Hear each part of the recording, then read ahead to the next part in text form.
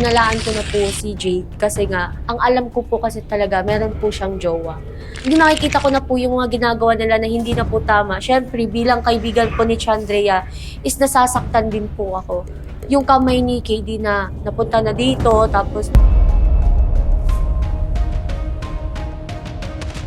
Kaya sabi ko, talaga ba? Sabi ko. Tapos, oo, sabi niya ganyan. Tinanong niya ako kung may boyfriend ako, sinabi ko wala. naririnig ko kung ano man yung pinag-uusapan nila.